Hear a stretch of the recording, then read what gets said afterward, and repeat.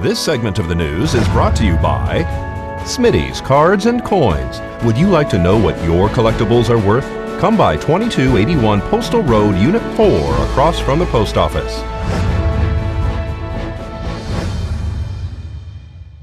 Healthcare has taken a giant leap into the future following a bill that was passed by the Nevada legislature that allows telemedicine to be utilized in hospitals and clinics throughout our state. Assemblyman James Oscarson, who also works at Desert View Hospital, supported the bill and shows us the machine that brings us telehealth. Well, this is a telehealth machine, Deanna.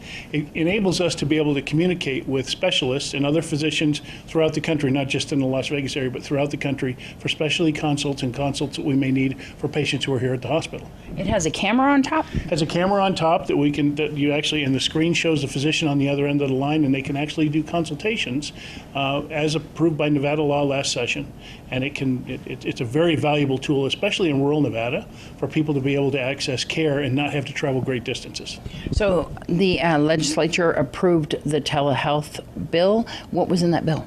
Well, the bill allows for not only for the physicians to be able to bill for their services on the originating site and the receiving site to bill for those services, but also saves a significant amount of money when people have to travel, and insurance companies sometimes have to pick up those travel costs. So it's a very exciting, progressive way for us to do health in the state of Nevada.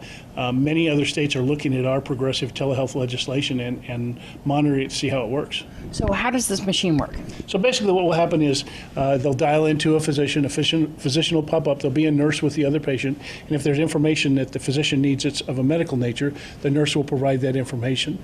The physician will then evaluate the patient based on different criteria that they have for the different specialties and modalities that they're using, and then they'll move ahead and decide what needs to be done. If the patient needs to stay here, and they can be followed up through services here, if they need to be transferred. But most of the time, what we're anticipating is going to eliminate unnecessary transfers to other facilities and having to take people to Las Vegas or other places.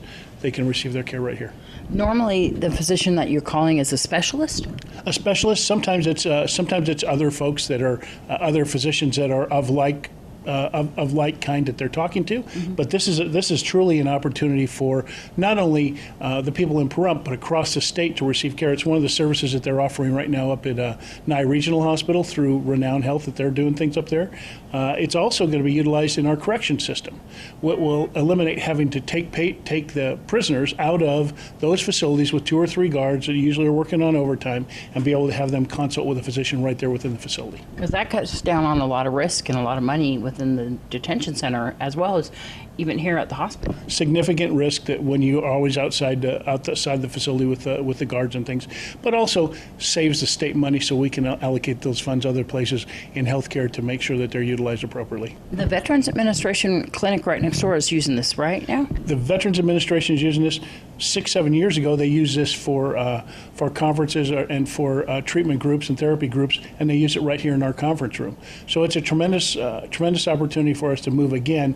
It's just one more step in the electronic age of healthcare, and this is a great opportunity for us to have. Really expands the whole access to healthcare throughout our rural area. Right. So if somebody should need, for example, an orthopedic doctor, and we don't have one in the community, this allows a consultation with an orthopedic doctor to determine what the emergency room doctor can do. If they could admit that patient here, then they can come back at another time and render services or render care to them, maybe through surgery or other services that they need. Well, let's find out what's happening in Vegas with Christine.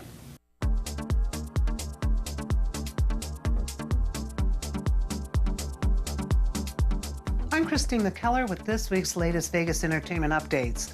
Comedy ventriloquist Jeff Dunham is bringing his cast of characters on the road for a new passively aggressive tour this fall, with a stop at the Coliseum at Caesar's Palace on Wednesday, December 6th at 7:30 p.m. Tickets are $49.50, $69.50, and $79.50. Adam Sandler will be the first exclusive resident comedic performer at the Chelsea Theater in the Cosmopolitan. His series of dates will start on November 17th and January 27th, 2018, with future engagements to be announced. Tickets start at $49. Zach Baggins, who hosts the Travel Channel's Ghost Adventure series, will open his Haunted Museum Monday, October 2nd in the historic downtown Las Vegas district.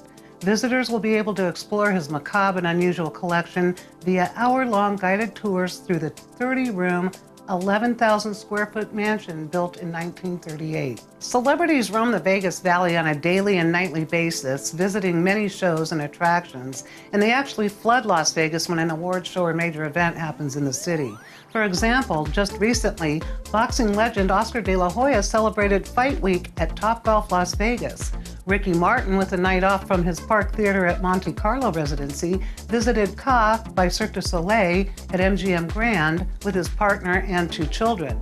Actor-comedian Marlon Wayans, star of Marlon and White Chicks, recently visited Mike Tyson Undisputed Truth Round 2, the one-man show at Brad Garrett's Comedy Club inside the MGM Grand. Emmy Award-winning illusionist David Copperfield spent his birthday taking in a performance of the Beatles' Love by Cirque du Soleil at the Mirage. Go to VegasOnlyEntertainment.com for more events, details, and dates. Until next week, I'm Christine McKellar, and that's So Vegas. Thanks, Christine.